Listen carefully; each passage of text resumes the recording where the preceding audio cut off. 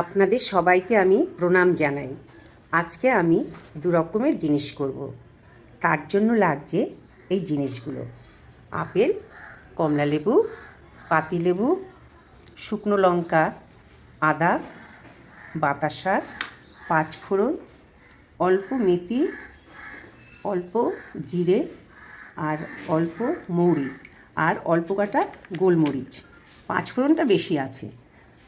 কিভাবে করব আমি আপনাদের দেখাবো। দেখুন, আমি যে চাটনি আচার করব সব রেডি হয়ে গেছে। কমলালেবুর রস, আদার রস, পাতিলেবুর রস, আর যে মশলাটা ভেজেছি আচারে বেশি পড়বে, চাটনিতে কম পড়বে। একটু আদা ঘষা আছে, বাতাসা আচারে বেশি পড়বে, চাটনিতে কম পড়বে। কিভাবে করব আপনাদের দেখাচ্ছি।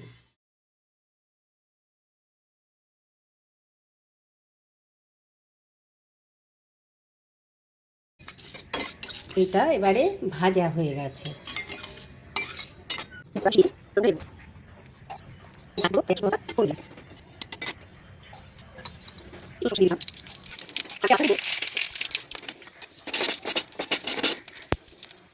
হাতা পিঠ দিয়ে একটু ডলে দিলাম। চাটনি করব, এটা একটু কম দিলাম।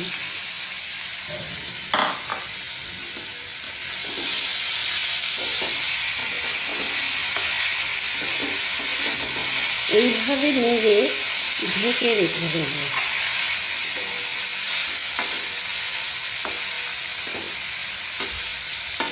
আঁচ কমিয়ে ঢেকে রাখবো।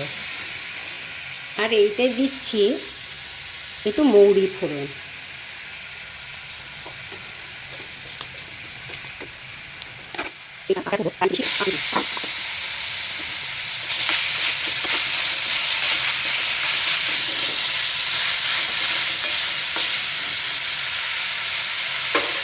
যেটা আচার করব সেটার মধ্যে না আমি একটু আদা দিয়ে দিলাম।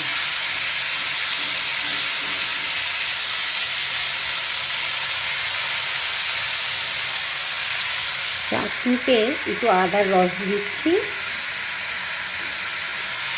এটার মধ্যেও একটু দিচ্ছি। দিয়ে এবারে আমি আঁচ একদম কমিয়ে ঢেকে রেখে দেবো।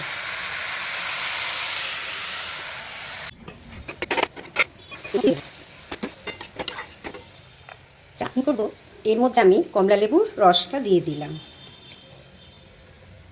এবার একটু আঁচটা বাড়িয়ে দেবো।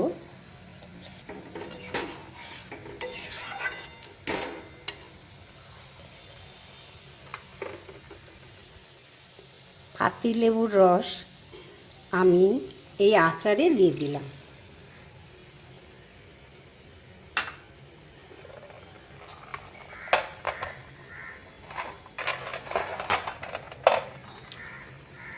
বাতাসা আচারে একটু বেশি দিচ্ছি,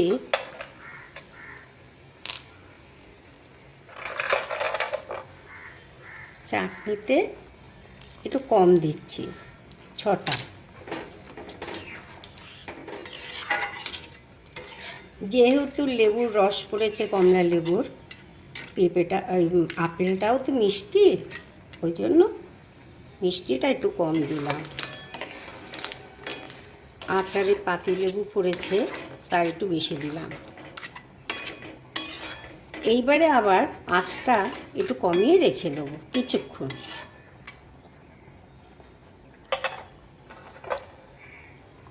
যেটা বেশি এটা আচারে দেব, কিছুটা ঢেলে দিলাম, কিছুটা উপর দিয়ে দেব। চাটনি তো তাই।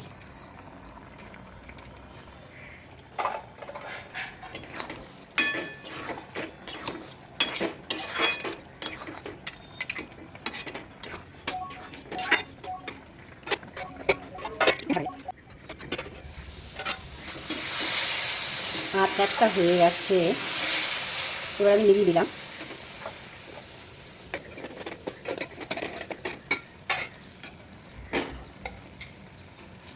চাটনিও হয়ে গেছে। এটা হয়েছে চাটনি। আচার হয়ে গেছে, চাটনিটাও হয়ে গেছে।